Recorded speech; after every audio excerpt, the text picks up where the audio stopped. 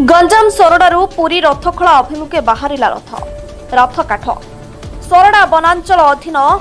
गाजलबाड़ी संरक्षित जंगल पंडाखोल अंचल 56 खंड ढौरा काठ चिन्हट कर दुईटी ट्रक जोगे पुरी रथखोला को पठाई। चलित वर्ष सोरडारू प्रथम पर्यायर दक्षिण घुमुसर वनखंड सोरडा वनांचल रथकाठ जावा बेले सोरडा अंचल में काठ बोझे गाड़ी को घंट गिनी मृदंग बजाई पंदापना करिसेंती अंचलवासी। सोरडा वन विभाग तरफ विराट पटुआर रथ काठगुड़ी स्वागत करने पाटपल्ली छकठारे पूजा अर्चना करथिले। जो दिन को कि आज श्रमिक दिवस रूपे पालन करा जायछे। एई दिवस अवसर रे आज आमर एई अंचल रामनाड़ी रुबांगी बंडाखोल जंगल काठ प्रभु श्री जगन्नाथ सेवारे लागिबा पई जायछे। सेथिबई एई अंचलवासी बहुत खुशी।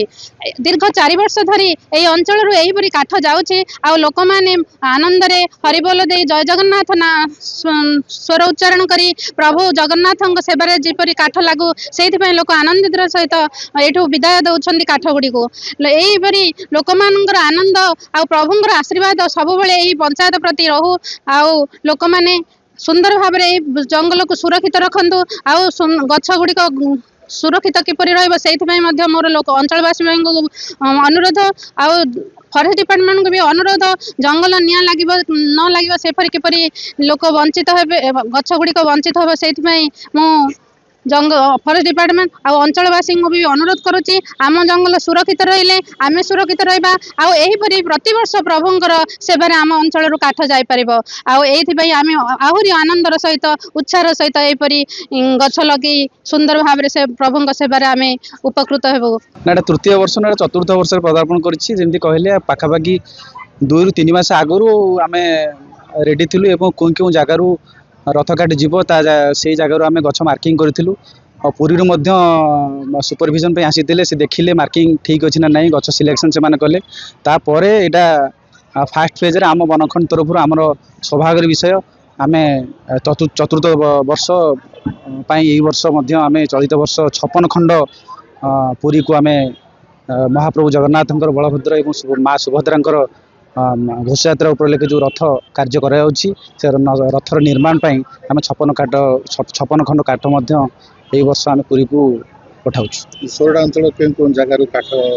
चिन्हट होता आम वनखंडर सुरुड़ा वनांचल पंडाखोल जो जंगल अच्छी रिजर्व फॉरेस्ट से ही पंडाखोल रिजर्व फॉरेस्ट आम ए वर्ष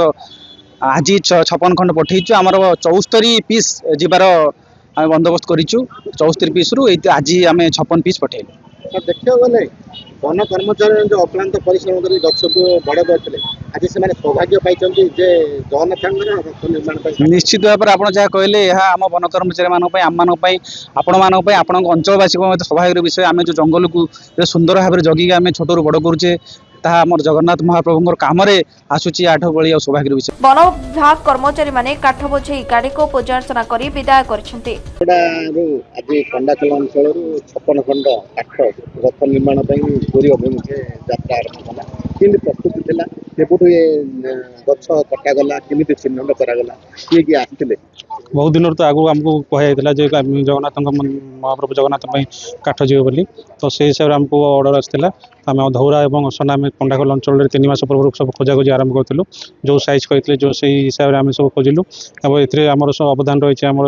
पंडाखोल अंचल लोक मानकर क्षेत्र स्टाफ मानकर जे कि अक्लांत परिश्रम करके काठ सब केते खंड काठ जाइछि वर्तमान पर्यंत 56 काठ जाइछि आमको आसला 74 काठ को जाए ताकि आम भावुँ जदि